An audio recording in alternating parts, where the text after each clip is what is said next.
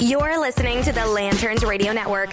We are the network dedicated to empowering the individual, illuminating the truth, defending American exceptionalism, and inspiring future generations.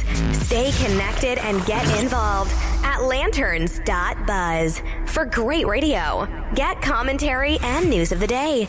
Lanterns.buzz. Incoming transmission.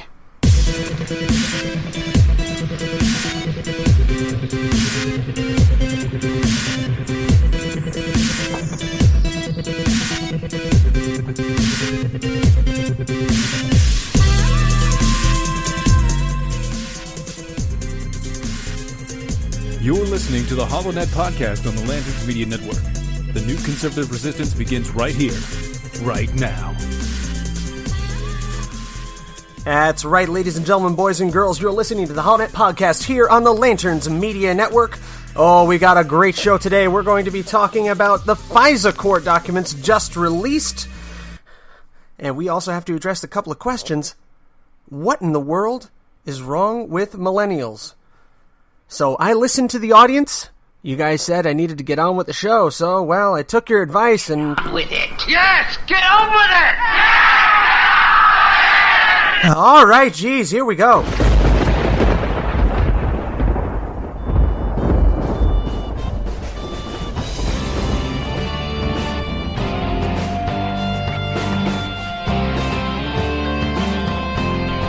You're listening to the HoloNet on Lanterns Media Network. The Millennial Conservative Resistance begins here.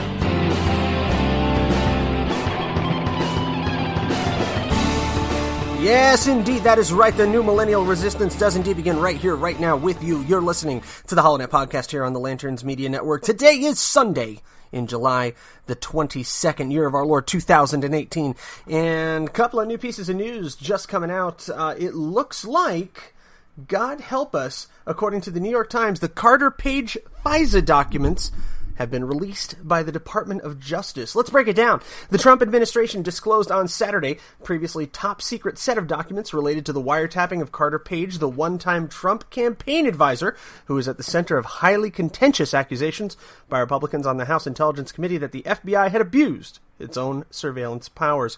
Read the documents here. I'm going to have those linked to you here at the HoloNet on Facebook.com/HoloNet. Also, tweet us at the HoloNet, holonet.com, and holonet.lanterns.buzz. If you can take a look at this, redacted seems to be the word of the day. Good Lord. Classified by, we don't know. Derived from, we don't know. Declassified on, I don't know. Identity of the target application is Carter W. Page, a U.S. person, and an agent of a foreign power, as described below. Status of the target was determined in or about October 16 from information provided by the U.S. Department of State, which is redacted. The United States relies upon the following facts and circumstances. The target of the application is an agent of a foreign power. The following describes the foreign power and sets forth in detailed description of the target. The government of the Russian Federation is a foreign power. They are intentionally recognized foreign government, and the clandestine agent activities of the Russian Federation, whole page redacted, another whole page redacted, Carter W. Page redacted, knowingly engage in clandestine activities other than intelligence gathering for or on behalf of such foreign power. Folks, this is useless. Useless! You want to talk about a token move by the DOJ to just go, okay, get off us. Here's the heavily redacted document, which tells you absolutely nothing and gives you absolutely none of the justifications of why we felt it appropriate to wiretap an American citizen. Because we're just normal plebs, you know? We don't deserve to know why the American government can basically hack the ever-loving hell out of us, except when we're on the wrong side of a political contention. Ooh. So anyway, Democrats in February rejected Republican claims that law enforcement officials had improperly obtained a warrant to monitor Mr. Page, accusing them of putting out misinformation to defend President Trump, and sow doubts about the origin of the Russia investigation. But even as Republicans and Democrats issued dueling memos characterizing the materials underlying the surveillance of Mr. Page, the public had no access to the records. And for the record, New York Times still don't. Still do not have access to those records. You saw it yourself. I'll flash it up on the screen again for the people following here on Facebook Live. The part where you would justify why Carter Page is working for a foreign government, or how, totally redacted. Completely redacted. This is totally useless. There is no justification released here. It's all redacted. Look at all these black sections. Look at it. Just blacked out. This is insulting. This is a slap in the face to anybody who's ever done a Freedom of Information Act. It's ridiculous. Anyway, back to the New York Times write-up, if you can call it that. On Saturday evening, those materials, an October 2016 application to the Foreign Intelligence Service Court, Intelligence Surveillance Court to wiretap Mr. Page, along with several renewal applications, were released to the New York Times and other news organizations that had filed the Freedom of Information Act lawsuit to obtain them. Mr. Trump declassified their existence. The application targets Carter Page, the document said. The FBI believes Page has been subject to targeted recruitment by the Russian government. A line was then redacted, and then it picked up with undermine and influence the outcome of the 2016 presidential election in violation of U.S. criminal law. Mr. Page is a former foreign policy advisor to a candidate for the U.S. president. And this is supposed to be bombshell reporting by New York Times? Sorry, Charlie Savage.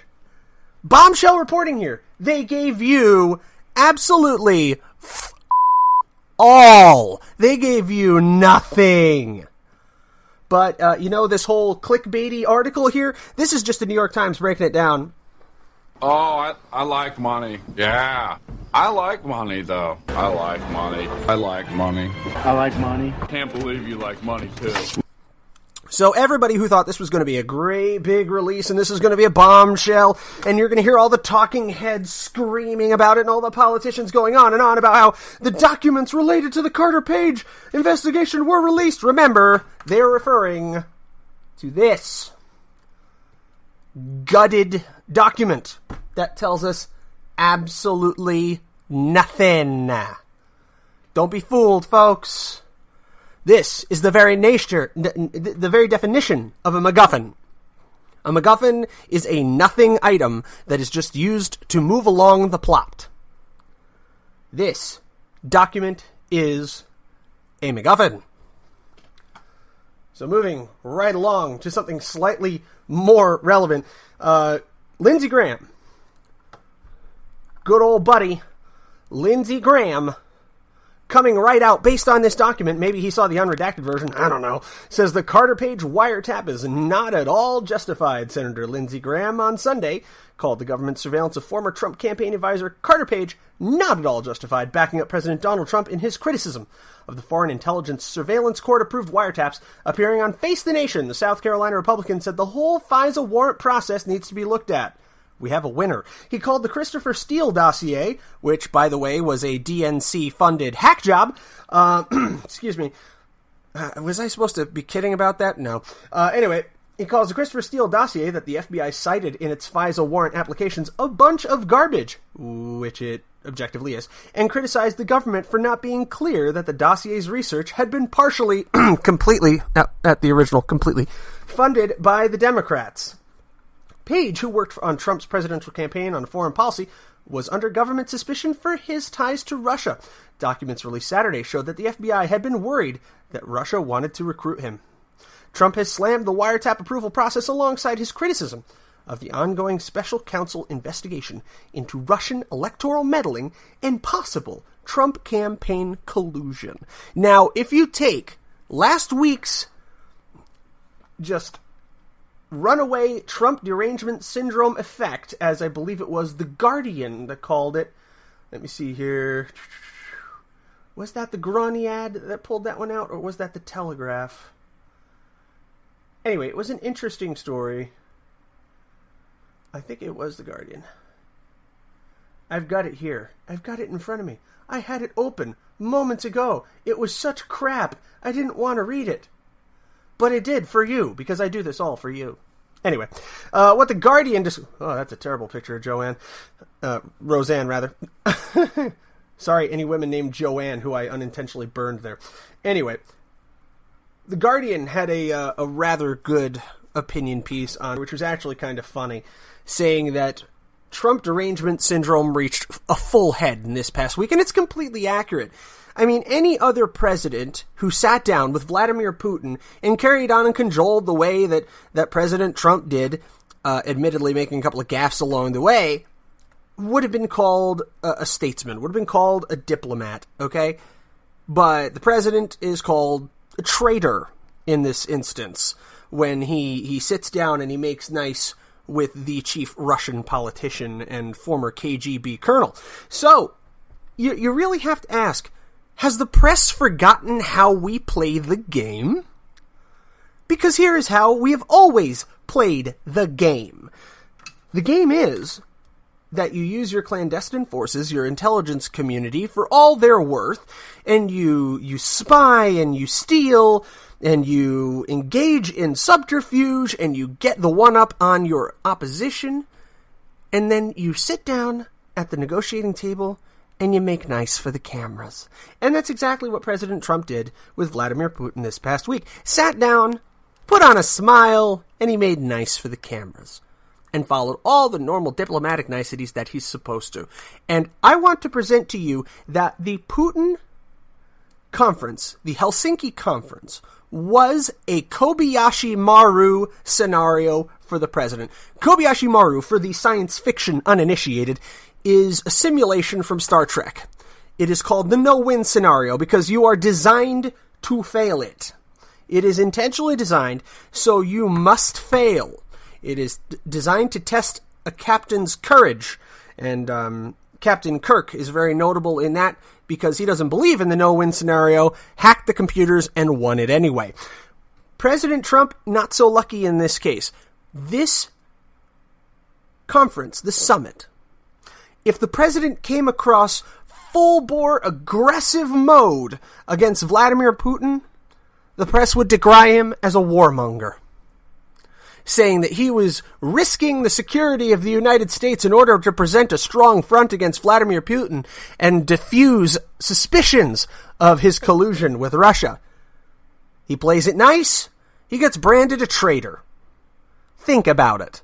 Put yourself in the mindset of the American press. If we could jump back in a time machine, go back a week, and have President Trump just mount the exact opposite strategy going into the Helsinki conference, would the result have been any different? No. It wouldn't have made a damn bit of difference. The press would be on his back today, just with a different headline. Instead of Trump treason, it would be there as a madman at the wheel, and President Trump is trying to get us into World War III. Mark my words and mark them well. This was a designed fall. This could not have been better orchestrated if there were a team of engineers looking to implode the building and leave nary a blade of grass harmed in the next lot. This was a surgical political strike. And the president was doomed to fail in the eyes of the mainstream media. And what will the result be? Merely time will tell. Vladimir Putin has now been invited back to the White House for another conference to follow through and continue the dialogue, as is normal in the political world, kids. But not with this president. With this president, there can be no normal. The press has decreed it. There will be no normalization of a Trump presidency, and every headline must be a crisis. We must be in a constant state of constitutional emergency under this presidency. Otherwise, their narrative is destroyed. Because when you stop to take a look at things, and you realize, and this comes from a conversation with a few fellow millennial friends this past weekend, that for the first time, we have actually had a tangible benefit, a moment of relief, and it came from this president's administration. It came from the tax cut. For the first time in my adult life, I saw my paycheck go up and my taxes go down. For the first time, we felt that there might be some hope of the American government doing something for us, for the working men and women of the United States. And when you see the numbers that I went over yesterday, you're going to see that too. We talk about that next. How inflation has doomed the Democratic Party. All that and more coming up here on the HoloNet podcast on the Lanterns Media Network. Stick around, got a hell of a show for you. Hang in there, folks.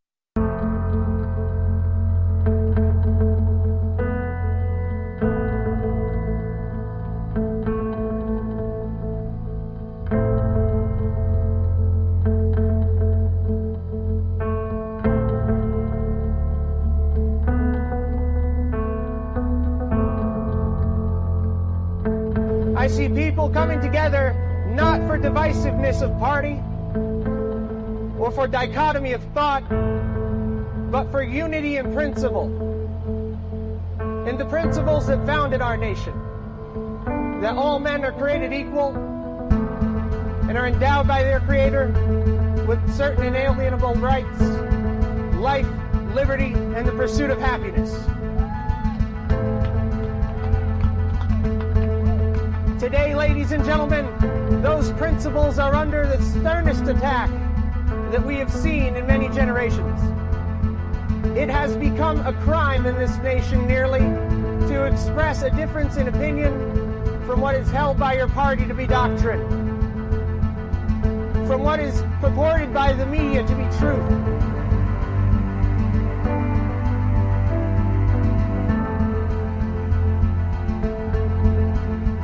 We have an opportunity to reach out to our fellow Americans regardless of their creed and regardless of their political inclinations, and unite as Americans, not as Republicans or as Democrats, as liberals or conservatives, but to unite around the principles that have guided this nation so well.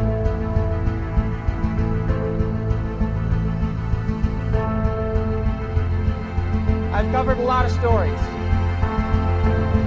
but the story that remains untold is the story of America in the 21st century, when we choose to turn back the tide against progressive socialism, when we choose to embrace the Constitution, the Declaration of Independence, and the Bill of Rights, when we remember what it is to be Americans. And that principle will not die as long as there's one man, one woman, one child who looks defiantly into the night and says, I am free.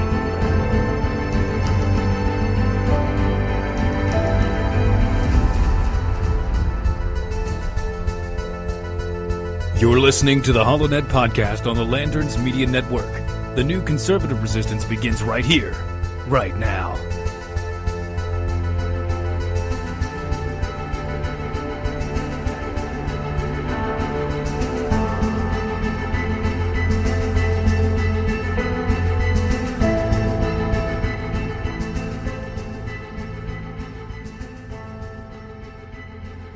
Allied reinforcements have arrived from the west.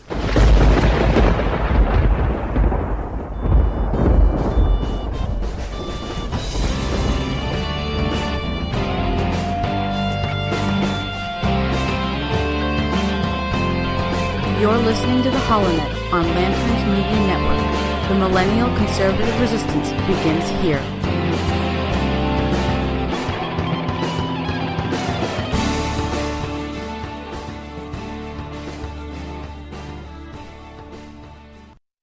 Yes, ladies and gentlemen, boys and girls, children of all ages, the new Millennial Conservative Resistance does indeed begin right here, right now, with you. You are listening to the HoloNet podcast on the Lanterns Media Network. You can also watch us on Facebook.com/HoloNet. Follow at The HoloNet on Twitter.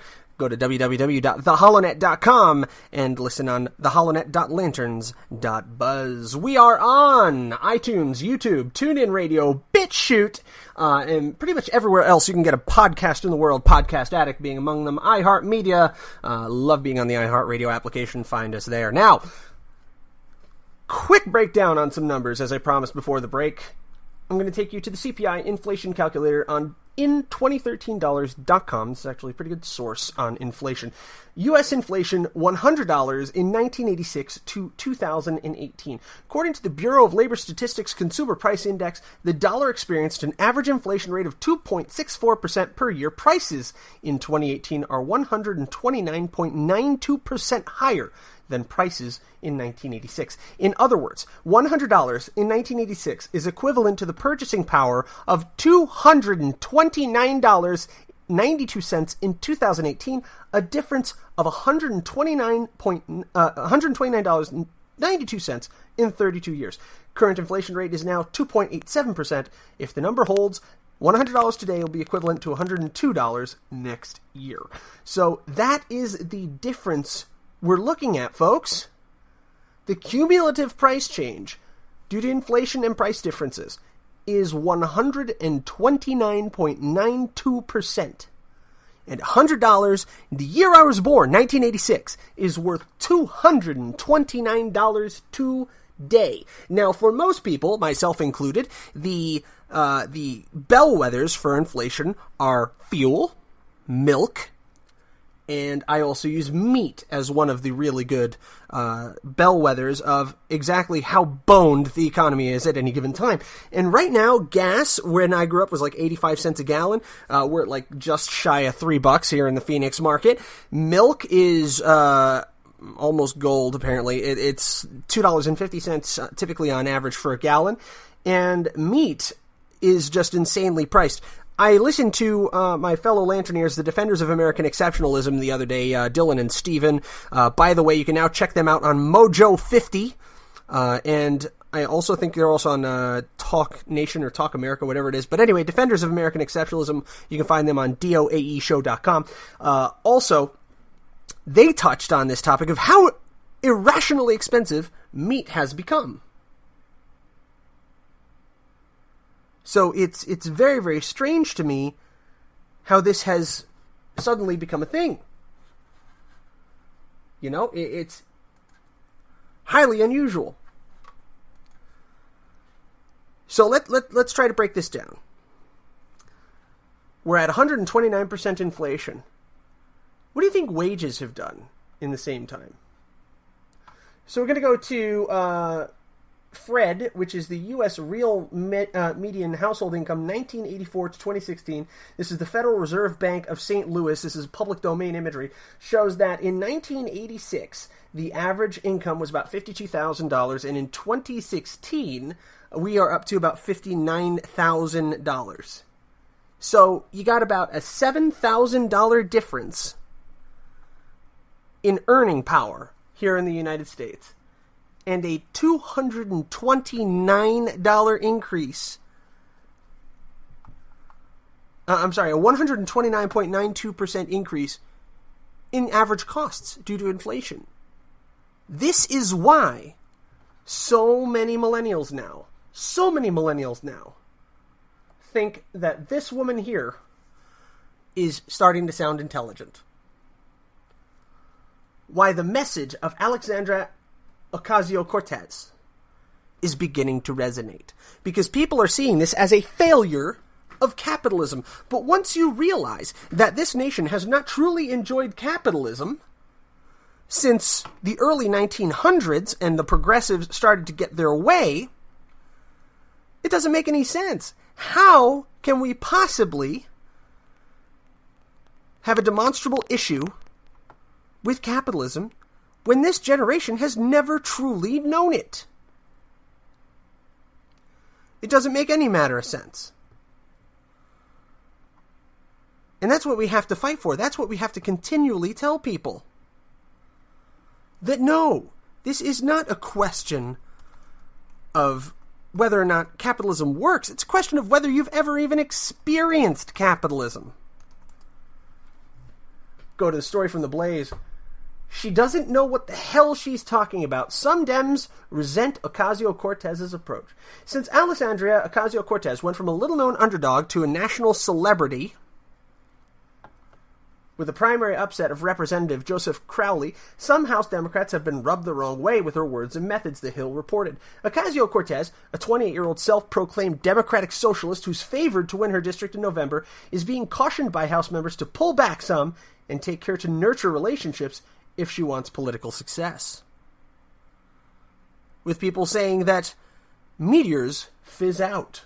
Rep. L.C. Hastings from Florida said, "What she will learn in this institution is that it's glacial to begin with, and therefore no matter how far you rise, that's just how far you will ultimately get your comeuppance. You come here and you're going to be buddy-buddy with all the folks that you're just going to make them do certain things? Ain't happening, okay?" I do have to point out L.C. Hastings' poor grammar there. But the controversy began not long before her primary. Revelation that Crowley could end up on the ballot as a third-party choice by way of New York election law set her off on Twitter. So, what we have to look at, what we have to pay very careful attention to, is how the inflation and the change in costs is changing the opinions of millennials.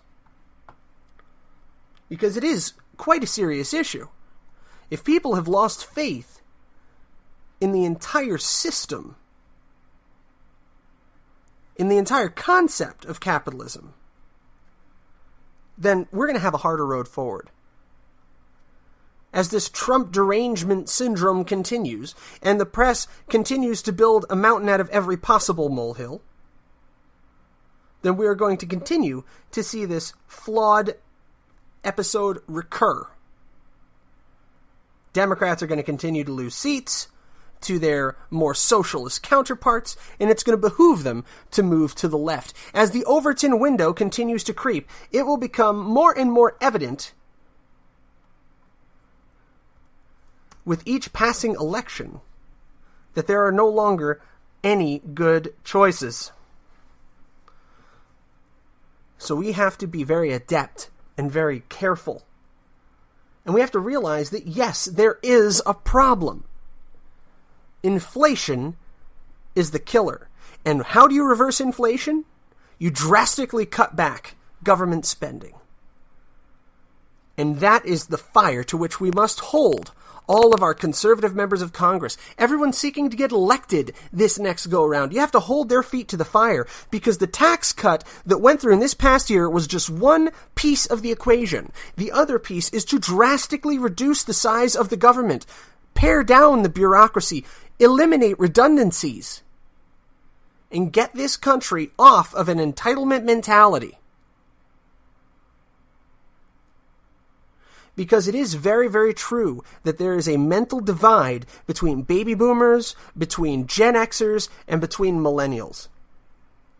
I made a post on Twitter last week that garnered me a little bit of blowback. It was a tweet referencing the price of college and was taken by some as my degrading the entire concept of higher education, which couldn't necessarily be the case. I posted an image of Syndrome, the supervillain from The Incredibles, saying, "When everyone has a bachelor's degree, no one does." And next to it, a job posting, which calls for a salary of $12 an hour plus bonus, and requires a bachelor's degree, with the implication that so many people have gone off and gotten themselves 4 years bachelor's degrees that now it is kind of accepted as the standard of entry. So we have people who have taken on $40,000, $80,000 in student loans who are now competing for $12 an hour gigs. People are blaming capitalism on this. And people are kicking back to me that, we should just abjure and push away all concept of higher education.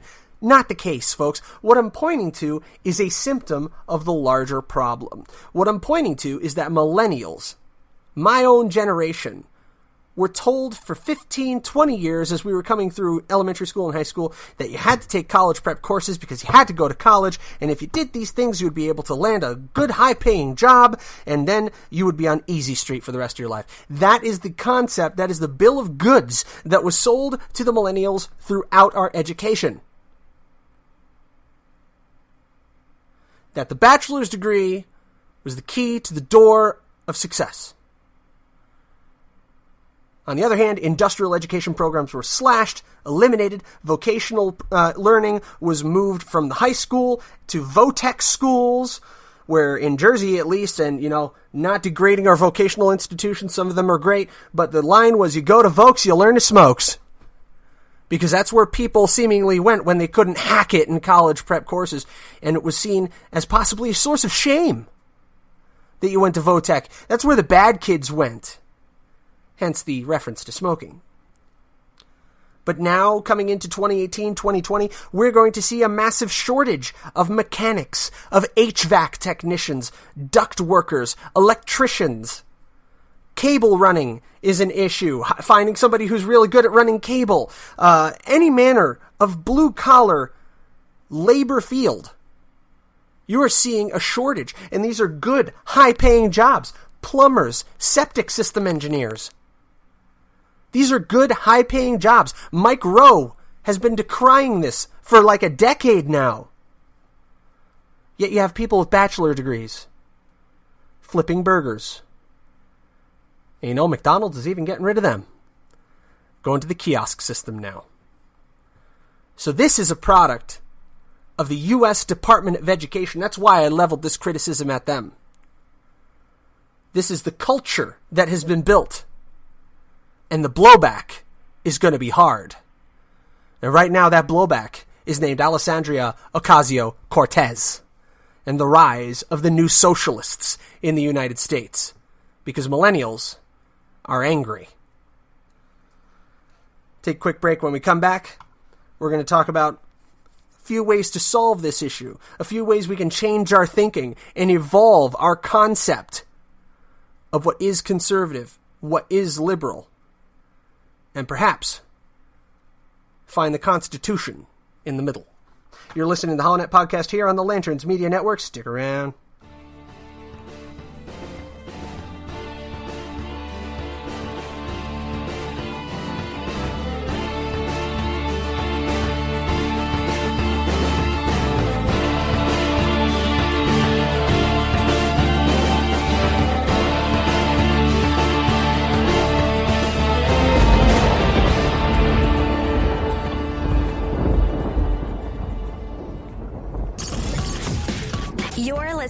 Lanterns Radio Network.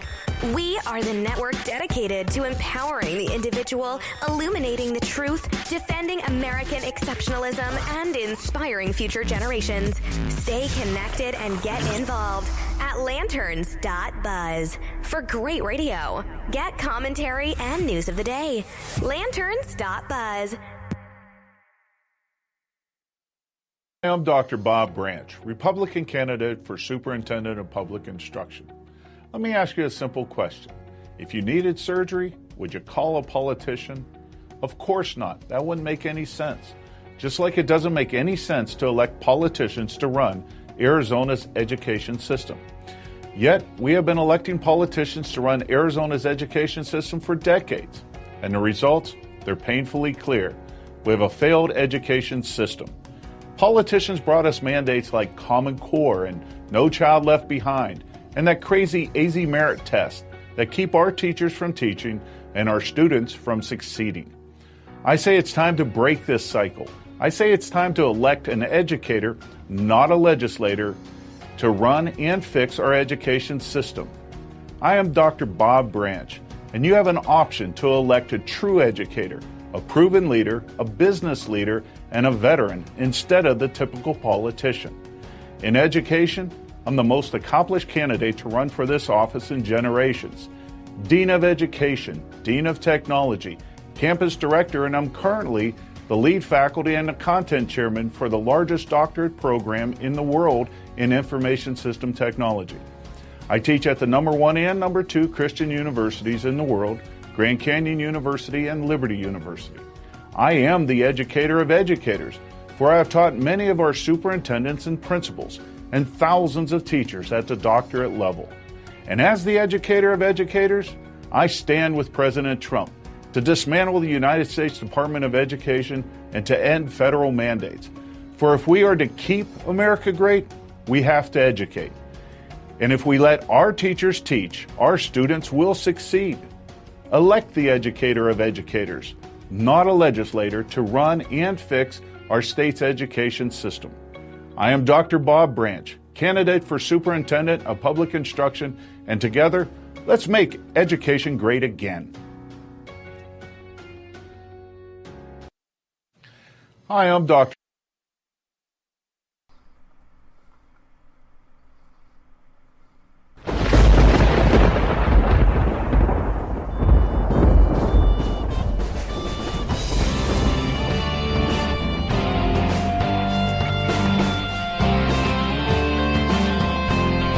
You're listening to the HoloNet on Lanterns Media Network. The Millennial Conservative Resistance begins here.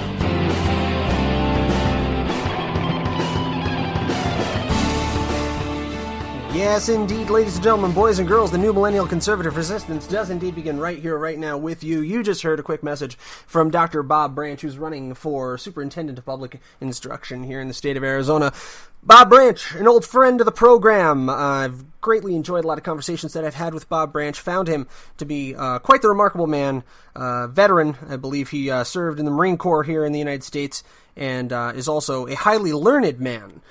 As illustrated by his ad. If you are in Arizona and you are wondering who you should look into for that rather contentious election here in the state of Arizona coming up, I would recommend that you take a look at Dr. Bob Branch. So, coming back to it, how do we get ourselves out of this hole? How do we get ourselves out of this place where millennials are now turning to socialism? First, we have to acknowledge there actually is a problem. Centrist Democrats have begin arguing against the far-left agenda. It appears that on the left, we go to the Miami Herald, even the Democrats are starting to see the problem. They're arguing against a far-left agenda as a 2020 play. Why? We talked about it before, but this is the Democratic Party jumping the shark, and they know it. They realize that if they run left, if they run hard left in 2020, there is going to be such a recoil from the Democratic Party, as it will not be a prominent political force in the United States. It will be reduced to a regional party by 2024. As it stands even today, there is no one candidate who can stand against President Donald Trump and realistically expect to capture the imagination of the voters. There has been a lot of buzz that Bernie Sanders may be returning for another bout in 2020. However, we have to face facts. The Democratic Party still does not want Bernie. Still to this day. Can a man like Bernie Sanders realistically run as a Democratic candidate for President of the United States? He proved he can make it to a primary. He hasn't proved he can make it through a primary. Although his recent outings with Alexandria Ocasio-Cortez would suggest he is seeking to reinvigorate his base and is now defining his platform around opposition to President Trump. And as many of my colleagues have said, hating Trump is not a platform. They have nothing else at this point. They have nothing else to go on. And, you know, I've been doing a lot of listening to my colleagues over the sea. I know we've talked about London quite a bit over the course of the past couple of shows. But I want you to pay very close attention to what's happening in British politics right now as we are seeing the rebirth of the UK Independence Party. The rebirth of UKIP is at hand. And both the Conservatives and the Liberals have no idea what to do about it there. This is what we need here in the United States. So I have now set out to determine what is the American UKIP. What is the American equivalent to this rush to the UK Independence Party that is followed when the realization was made ultra clear through the Count Dankula trial and through the Laura Southern banning, that neither the conservatives in power nor the labor rights have any interest in defending freedom of speech. In the United States, freedom of speech today is not under assault by the government, yet. It's under assault by the private sector. We are being publicly shamed for expressing our opinions. Look no further than CRTV's Louder with Crowder. who recently began a new series called Crowder Confronts, where basically he goes out and confronts people that threaten him and his team live on video. They go and confront them and ask them to take down that threatening post or that threatening tweet and publicly shame them for this. This is not the private sector trying to oppress freedom of speech. This is a conservative host trying to get people on the left to distance themselves from violence. The blocking of free speech is what precedes this. The blocking of free speech is when he goes out and has a Change My Mind, which is a cool segment they do on CRTV. By the way, check them out, louderwithcrowder.com if you haven't checked them out before. But when they go do a Change My Mind segment, and people are going on Twitter and Facebook and threatening to slash their tires, that is the suppression of free speech. When people online, private individuals, are banding together in these little Antifa-like cells, in these little almost, John Brown Gun Club type groups, and threatening to slash people's tires, and Dallas, or I believe it was an Austin college professor, saying that his car should be firebombed. Where we ourselves, as people, are oppressing the free speech of our fellow citizens because we disagree with them. Answering speech with violence. When you have people on the left chanting that speech is an act of violence. I mean, do we really have to go back to first grade? Sticks and stones may break my bones, but words will never hurt me? Come on, guys. In the UK, they have a problem with the government repressing freedom of speech. In the United States, we have a problem with the private person oppressing freedom of speech, repressing freedom of speech in others. We have lost the notion that the freest speech, the most vulnerable speech, is the speech that offends us, and that is the speech that must be protected the most. If Louder with Crowder offends you, Samantha Bee offends me, I'll never call for her to be silenced. I'll never call for her to be firebombed or for her tires to be slashed. Alessandria Ocasio-Cortez, I'm going to poke plenty of fun at her as her political career goes on, as I think she's a whack job. I mean, I think her policies are absolute lunacy, and I'm going to continue to say that. But I would never try to take this woman's platform from her. Nor would I ever encourage violence against her. So in the United States, the threat to the freedom of speech is just as real as it is in the UK, except it is not a governmental oppression. It is oppression by the other 50% of the population. So what do you do with that? Well, in the UK, the UKIP party has become the great attractor, which has drawn YouTube personalities like Sargon of Akkad, like Milo Yiannopoulos, to join their ever-swelling ranks at such a breakneck pace the volunteers can't keep up. So what's the answer here in the United States, where it is absolutely crystal freaking clear that neither the Democrats nor the Republicans are willing to take a stand and truly defend the freedom of speech and call for a return of order, a return of civility to the American political discussion? Nobody is holding back their attack dogs anymore. Now it's, let's pump up the volume, let's amp up the pressure. And it's going to keep going like this until somebody gets killed.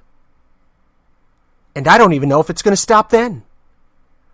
There has to be a uniting voice that calls for the return to civility in American politics, that it is not a crime to hold a difference of opinion, that speech is not an act of violence.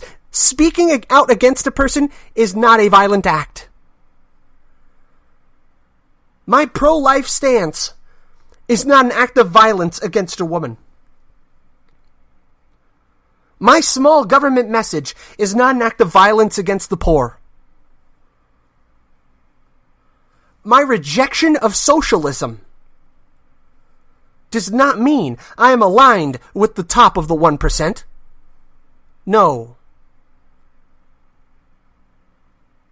We have to reclaim the freedom of speech in the United States, not from our government, but from ourselves. How many people are afraid to have a political discussion in the workplace? You can't anymore because it'll get out of hand. Quickly, too. You know, it used to be you'd look around and see if anybody was looking before you told maybe a joke that wasn't appropriate. I'm not suggesting you should go around telling jokes that aren't appropriate in the workplace. That's a quick way to get fired in most places. But now, you look around in the same fashion just to talk about whether or not you agree with the President of the United States. It's a sinful thing now. It's a guilty thing to talk about politics. I mean, which window are you going to close first on your workstation? Are you going to hide YouPorn? Or are you going to hide Politico? Or The Blaze? It's gotten to that point. It's gotten that ugly. Where people are terrified to express themselves politically unless they're in a completely homogenous group that totally matches their opinions. We have to reclaim our churches, our bars, our offices, and get back to a place where civil discussion of the news of the day even can take place.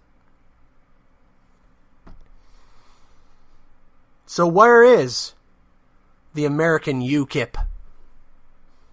Where is this place in the middle where we can all meet and discuss things, discuss politics, discuss policy, without the ad hominem attacks? I'm guilty of them too.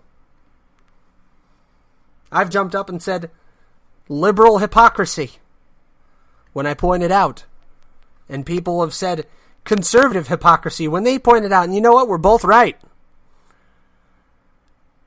As what is it? Avenue Q has this song, everybody's racist. Well, everyone's a hypocrite in one form or another. But every now and again, we crawl up from the muck, we hose ourselves off, we put on a shirt, and we act like human beings. And it seems in the past 10 years, we've forgotten how to do that. So I'm going to join my fellow Lanterneers, Stephen and Dylan, and call for a return to civility.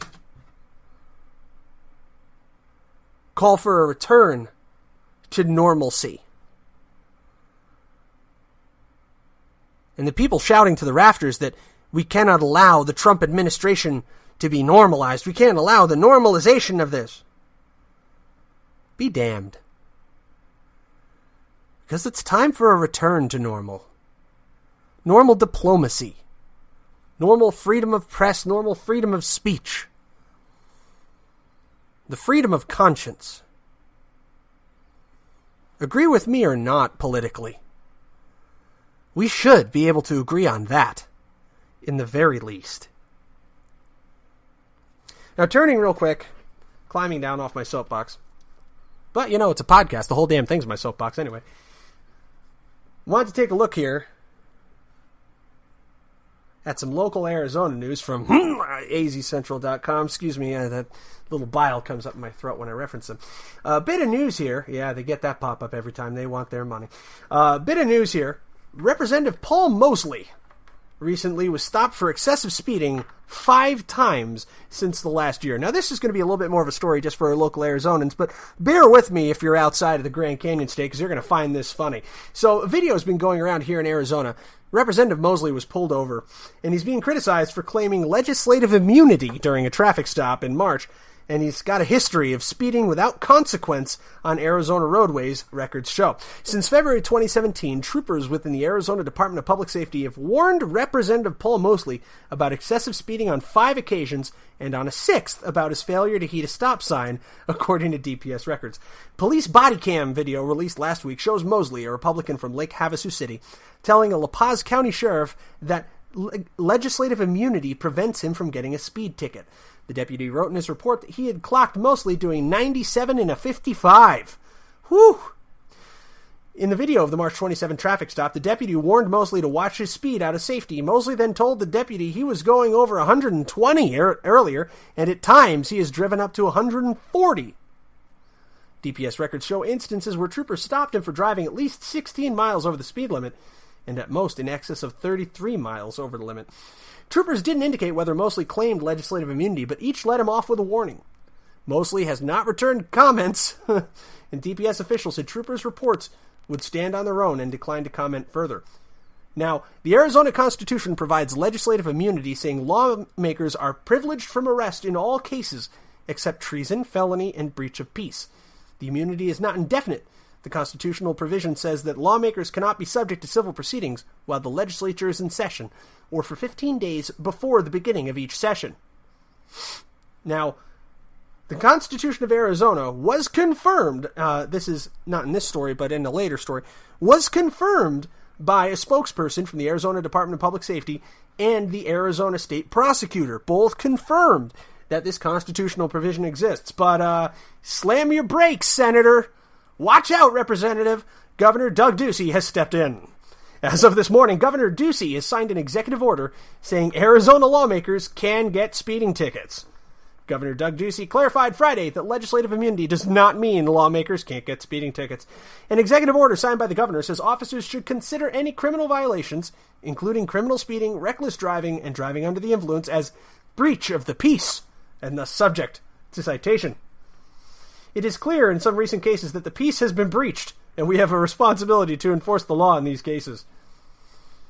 Oh my gosh. So, the Arizona Constitution is clear, according to Governor Ducey. The practice of not ticketing lawmakers seemingly contradicts advice from House attorneys and outside lawyers who say speeding doesn't likely fall under legislative immunity.